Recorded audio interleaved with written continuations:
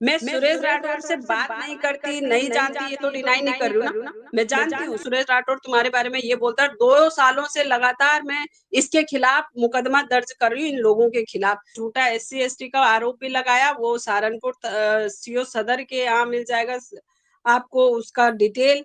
कोई अपशब्द नहीं बोला जिसकी मैंने कभी कोई ऐसी हरकत नहीं पाई, और उसने इस तरह के शब्दों का प्रयोग मेरे लिए किया है, तो मैं भी इस चीज से बेहद आहत हूँ। फिर अचानक ऐसा क्या घटा आप दोनों के बीच कि जो पल भर में जो दोस्ती हुई थी वो फिर से इतनी भयंकर वाली दुश्मनी में बदल गई? क्योंकि पहली दफा तो अनिल जी मैंने उनकी मदद कर दी थी, और दूसरी दफा क्या हुआ कि इसने मुझे बोला, दबाव बनाया इसने कि जो आपके यहाँ के सुरेश राठौर MLA है ज्वालापुर वाले, उन्होंने मेरा रेप किया और आप दल बल के साथ ज्वालापुर थाने में उनके खिलाफ मुकदमा लिखवाने के लिए आओ, ताकि पुलिस प्रशासन पर दबाव हो और उनके खिलाफ मेरा मुकदमा दायर हो सके।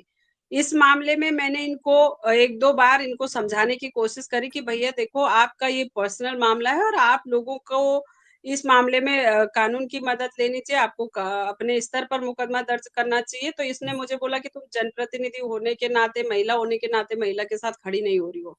तो इस पर ये मेरे पे दबाव बनाती रही लगातार, और मैंने इसको थोड़ा सख्त लहजे में बोल दिया। मैंने कहा भाई तुम अधेड़ उम्र की हो चुकी हो, और उसके बावजूद भी तुम किसी भी आदमी के साथ इस तरह के संबंधों में आती हो और फिर मेरे पे दबाव बना रही हो। तो मैंने कहा मैं मुझे पूछ के नहीं गई थी, आप तो बस इसी तरह से अनबन हुई, और उसके बाद ये लगातार मुझे टॉर्चर करती आ रही है।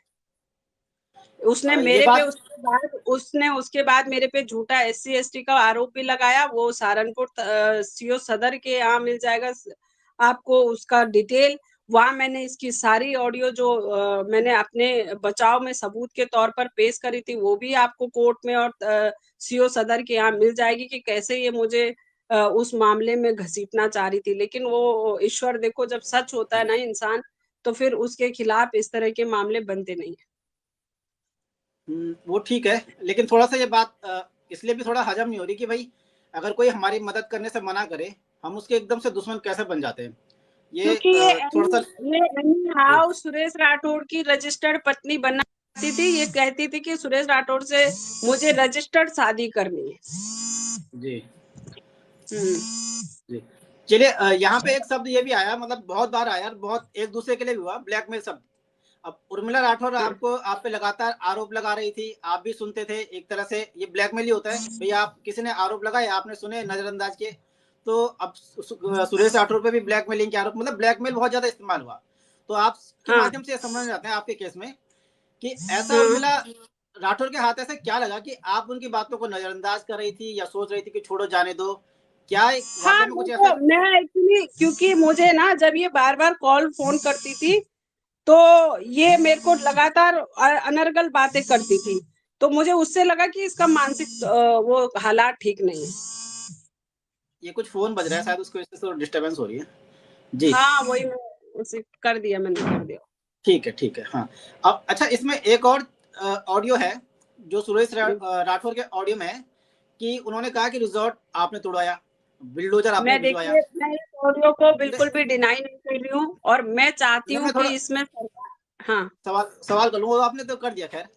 तो उनसे हुँ। ये था कि आपने भी बताया कि 15 साल से आपकी और उनकी अच्छी जान-पहचान हाँ। है और अच्छे हुँ। संबंध है। तो क्या हाँ, सुरेश हाँ, राठौर से बिल्कुल। आपने जब 15 साल से इतने संबंध है, आपने आपने पूछा नहीं कि भाई तुम्हारे ये भाई साहब आपकी इतनी हिम्मत कैसे हुई, मेरा नाम क्यों ले वो लिया?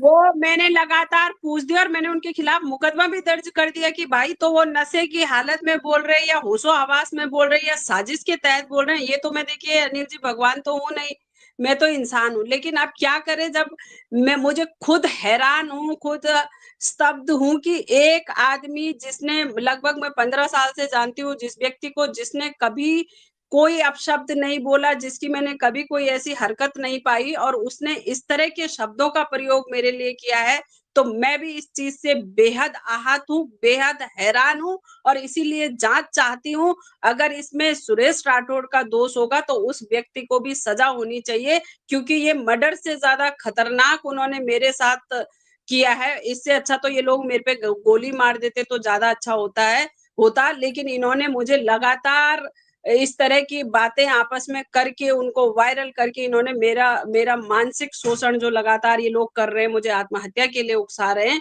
ये मर्डर से भी ज्यादा खतरनाक इनका दुस्साहस है। नहीं नहीं, आपने केस कर दिया, ठीक है, अच्छी बात है, लेकिन आपने हाँ फोन उनसे बात करनी हाँ चाहिए थी हाँ, ना कि क्यों क्या। नहीं पूछा?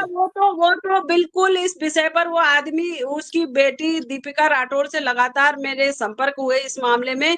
वो कहती है मेरे पापा बात करने की स्थिति में नहीं है, वो सुसाइड करने के कगार पर है, उनके मानसिक स्थिति ठीक नहीं है। वो खुद इस बात को एग्री करती है कि मेरे पिताजी हर रोज सुसाइड करने के लिए मजबूर हो रहे हैं, और मेरी माँ खुद सुसाइड करने के लिए मजबूर हो रही, क्योंकि हमको नहीं समझ आ रहा है कि ये आखिर ऐसा क्या दबाव बनाती है जो मेरे पिताजी इसके इशारे पर नाचते हैं। एक ऑडियो कुछ दिन पहले भी और वायरल हुआ था, हाँ उसमें आपने शायद सुना भी होगा, उसमें पूर्व विधायक, आप कह रही हैं पूर्व विधायक को ये उन्होंने, उर्मिला ने मैं, रिलीज हाँ किया मैं था इसी बात इस बात के कि लिए मैं इस बात के लिए कह रही हूँ कि मेरी और सुरेश राठौर की बात हो रही है ना। हाँ जैसे मैं आपको ही पूछ रही हूँ एग्जाम्पल के तौर पे कि आपकी और मेरी बात हो रही है, मान लो, तो या तो हाँ आप उसको रिकॉर्ड करेंगे या मैं करूंगी, हम्म, दो लोग करेंगे ना। तो आप हाँ अगर करेंगे तो मुझे भेजेंगे, और मैं करूंगी तो मैं, मतलब आप, मैं भेज सकती हूँ रिकॉर्ड करके किसी को, या फिर हम्म, आप करोगी तो आप भेज सकते हो। लेकिन ये कहाँ से भेज रही है, मुझे तो ये नहीं समझ आ रही है वो बात, कि इसके पास वो ऑडियो कहाँ, दो लोगों के बीच के बाद तीसरा कैसे वायरल? सुरेश राठौर के फोन से वायरल होता ना वो, फिर हम्म। इसके ये कब फोन का, से क्यों वायरल होगा? ये कितना पुराना ऑडियो होगा, कुछ आइडिया। मुझे नहीं पता कितना पुराना है क्या है, और मैं सुरेश राठौर को क्यों, मैं तो, हाँ ये सवाल तो मैं रोज करती हूँ उनसे कि भैया आप उस औरत के घर जा जा करके मेरी बुराई क्यों करते हो, मेरा दोस्त बताओ, नहीं तो मैं तुम दोनों को जेल भेजूंगी। ये तो कई, ये रिकॉर्डिंग होगी तो मैं मान जाऊंगी, लेकिन इस तरह की रिकॉर्डिंग अगर इनके पास है तो पूरी रिकॉर्डिंग लाए, उसमें और क्या क्या मैंने बोला है, ये क्या इसमें क्या ये इतनी क्लिप बना करके ला रहे हैं कि इतना मैंने बोला है। इतना मैं तब बोलूंगी ना जब उसके आगे पीछे कुछ बोलूंगी, दो शब्द में। जो आदमी मेरे बारे में, आज मैं आपको बता रही हूँ, इस तरह की ये ऑडियो सुरेश राठौर की और अपनी मेरे को 2 साल से भेज रही है लगातार कि देखो सुरेश राठौर तुम्हारे बारे में ये बोलता है। 2 सालों से लगातार मैं इसके खिलाफ मुकदमा दर्ज कर रही हूँ, इन लोगों के खिलाफ। सुरेश राठौर तो बिल्कुल सिरे से डिनाई करता है कि मैं नहीं हूँ, मेरी आवाज नहीं है, मेरा ये नहीं है। तो मैं कह रही हूँ कि फॉरेंसिक जांच हो ना फिर इन चीजों की। अब मैं भगवान होती, मैं मुख्यमंत्री होती तो अभी मैं करा देती। चलिए, जो इस बातचीत को जो सुन के ऐसा थोड़ा थोड़ा ऐसा लगता है कि आपके और सुरेश राठौर के बीच जो संबंध थे काफी अच्छे थे, मतलब एक दूसरे की बातें काफी शेयर अब करते थे। बिल्कुल मैं, तो नहीं, एक दूसरे की बात नहीं शेयर करते थे, मेरे नहीं, बिल्कुल इसलिए अच्छे इसलिए बोल पारिवारिक। रहा हूँ ना, अगर थोड़ा सा, इसलिए कि क्योंकि जब आदमी किसी से बात करता है और फिर उसके सामने रोता है तो अपनों के आगे रोता है, जो मेरा मतलब अनुभव है। मैं ये किसी और बोल के रही हूँ, सामने। मैं ये बोल रही हूँ कि सुरेश राठौर के साथ मैं इसलिए रोऊंगी ना कि मेरा जीवन क्यों खराब हो रहा है। मैं तो रोऊंगी, लेकिन मैं आगे क्या बोल रही हूँ और पीछे क्या बोल रही हूँ, अगर ये इतनी अच्छी है तो पूरी ऑडियो सुनाए ना कि मेरे संबंध क्या है और उसके संबंध क्या है, ये बात क्या हो रही है पूरी, ये तोड़ मरोड़ के आगे पीछे करके उस ऑडियो को क्यों पेश कर रही है। और ये जो अभी भी ये दावा कर रही है कि मेरे पास 32 मिनट की वीडियो है, फिर ऑडियो है सुरेश राठौर के साथ जिसमें देश के बड़े बड़े नेताओं के नाम है, वो खाली 1 मिनट की ऑडियो ये क्यों डाल रही है इसकी, और अपनी अपनी ये 32 मिनट की क्यों नहीं डाल रही है, लोगों को भ्रमित क्यों कर रही है, ये उन लोगों को ये क्यों बचाना चाहती है जो बाकी के लोग उस ऑडियो में जिनका नाम का जिक्र हो रहा है। ये तो हर ये बात झूठ बोलती है, हर बात इसकी। मैं आज आपके चैनल के माध्यम से राणा साहब दावे के साथ कहना चाहती हूँ कि जिस दिन इन दोनों की जांच हो जाएगी, अगर मैं दोषी पाई जाऊंगी कहीं पर तो मैं आत्मदाह कर लूंगी, लेकिन ये दोनों अगर दोषी पाए जाएंगे तो उत्तराखंड की जनता क्या इनको कालिक पोत करके, इनको सड़कों पर नंगा करके मारेगी? करेगी इतनी हिम्मत उत्तराखंड की जनता? इन्होंने एक बेटी अंकिता भंडारी को मार दिया है, अब ये साजिश के तहत आरती गौड़ को मारना चाहते हैं। ये मैं आपको बता रही हूँ आपके चैनल के माध्यम से।